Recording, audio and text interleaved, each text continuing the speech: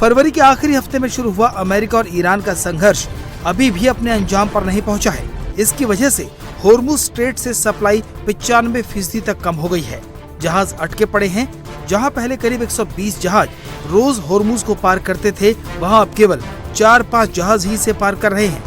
भारत ने इस टेंशन के बीच भी अपनी सप्लाई को ज्यादा प्रभावित नहीं होने दिया। सरकार भी लगातार ये प्रयास कर रही है कि देश के लोगों, देश के सामान्य नागरिक पर इन सारी विपरीत परिस्थितियों का कम से कम असर हो। भारत अपनी जरूरत का 90% तेल इंपोर्ट करता है। 2 महीने से होर्मुज स्ट्रेट बंद है।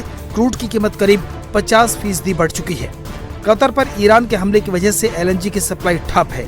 अरब देशों से फर्टिलाइजर और दूसरे पेट्रोकेमिकल प्रोडक्ट्स का एक्सपोर्ट करीब बंद है।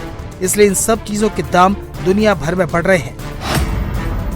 भारत दुनिया भर से 775 अरब डॉलर का इंपोर्ट करता है, जिसमें 135 बिलियन डॉलर का कच्चा तेल आता है, 72 बिलियन डॉलर का सोना, 18 से 19 बिलियन डॉलर का खाने वाला तेल और करीब 18 बिलियन डॉलर की खाद इंपोर्ट करता है। ये बिल अब देश के हालात पर भारी पड़ रहा है। पीएम मोदी ने ऐसे वक्त में अपील की है जब भारत का विदेशी मुद्रा भंडार मजबूत स्थिति में है और लगभग 690 से 703 अरब डॉलर के बीच उतार चढ़ाव कर रहा है। लेकिन अमेरिका और ईरान के बीच समझौते को लेकर जिस तरह के हालात बन रहे हैं, उसे पीएम मोदी ने भांप लिया है। इसलिए देश को तैयार किया जा रहा है। मेरी देश के हर नागरिक से अपील है,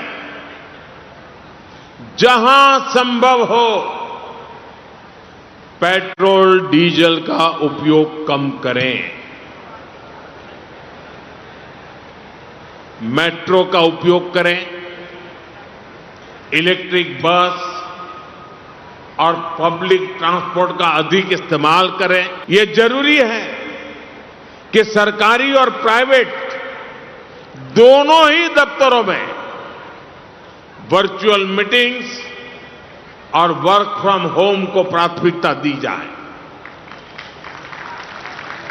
मैं कुछ स्कूलों से भी आग्रह करूंगा कि कुछ समय के लिए ऑनलाइन क्लासेज की व्यवस्था पर काम करें। खाने के तेल पर भी देश की बड़ी विदेशी मुद्रा खर्च होती है। अगर हम थोड़ा संयम बरतें, तेल की खपत कम करें, खाने के तेल की, तो इससे देश और हमारी सेहत दोनों को लाभ होगा। डीजल पंप की जगह सोलर पंप्स का उपयोग बढ़े। और हम तो किसान के बेटे हैं, किसान की बेटियां हैं। हमें अपना खेत सबसे पहले बचाना है, हमें अपनी धरती मां को बचाना है। हमें केमिकल फर्टिलाइजरों से अपनी धरती मां को मारना नहीं चाहिए। हालात पर सरकार की पैनी नजर है। रक्षा मंत्री राजनाथ सिंह की अगुवाई में एम्पावर्ड ग्रुप ऑफ मिनिस्टर्स का गठन किया गया है। सोमवार को GOM की 5वीं मीटिंग हुई। इसमें राजनाथ सिंह के अलावा petroleum minister Hardeep Puri, health minister JP Nadda, shipping minister Sarbananda Sonowal, parliamentary affairs minister Kiren Rijiju और उनके विभागों के सचिव शामिल हुए। मीटिंग के बाद मंत्रियों ने भरोसा दिलाया है कि सरकार जरूरी सामान की सप्लाई नॉर्मल रखने के लिए हर मुमकिन कदम उठा रही है। We have seen in other countries where the prices have gone up significantly, but we have been able to maintain it so far because of the very well thought through policies that our government and our Prime Minister have executed so far.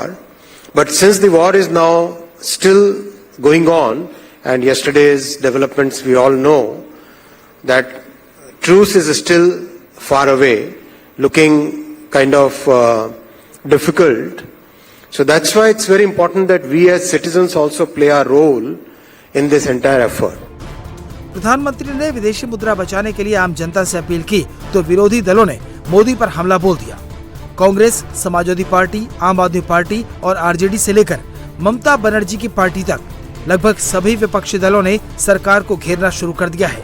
Rahul Gandhi ने PM Modi पर जिम्मेदारी से पल्ला झाड़ने का आरोप लगाया तो अखिलेश यादव ने मोदी की अपील को चुनाव से जोड़ा। विपक्ष के नेताओं ने कहा कि प्रधानमंत्री को पार्लियामेंट का सेशन बुलाकर ग्राउंड रियलिटी बतानी चाहिए। ये अगर सब करना था तो ऐसा क्या हुआ एकदम से, क्योंकि युद्ध तो चल रहा है 2-2.5 महीने से और जहाँ तक तेल के दाम है वो भी लगभग अब स्टेबलाइज हैं, लेकिन एकदम से ऐसा क्या हुआ? क्या हमें पूरी जानकारी है? क्या कुछ छुपाने की कोशिश की जा रही है? लेकिन एहतियात बरतने के लिए जो इतना सुझाव दिया गया और सीरीज बोली गई है उसमें कि वर्क फ्रॉम होम करना है, सोना नहीं खरीदना चाहिए और बहुत बचत करनी है, फलाना फलाना, तो ये एकदम से जो बोला है, आउटबर्स्ट हुआ है, एकदम चुनाव खत्म होने के तुरंत बाद क्यों बोला गया, बड़ा सवाल पड़ता है। और सच्चाई सबके सामने आनी चाहिए, संसद को कॉन्फ्रेंस में लेना चाहिए, ऑल पार्टीज को बुला के चर्चा करनी चाहिए, तो फिर मुझे लगेगा कि बड़ा सार्थक होगा उनका जो उन्होंने कहा है। राहुल गांधी भारत की पॉलिटिक्स के सबसे रिजेक्टेड माल है, rejected by all, rejected always, rejected in every state. तो मुझे ऐसा लगता है कि ये जो लोगों ने रिजेक्ट किया हुआ माल है, डेमोक्रेसी में जिसको लोग एक्सेप्ट करते हैं वही महत्वपूर्ण होता है। तो ये जो रिजेक्टेड और डिजेक्टेड इस प्रकार के राहुल गांधी है, इनको आप महत्व देते हैं, हम इनको महत्व देते नहीं है। देश मोदी जी के साथ खड़ा है, देश मोदी जी के पीछे खड़ा है, देश बार बार मोदी जी को आशीर्वाद देता है। इन हालातों के बीच अमेरिका ने कहा है कि अगर होर्मुज में जहाज यूं ही फंसे रहे तो उन्हें निकालने के लिए अमेरिका घातक उपाय शुरू कर सकता है।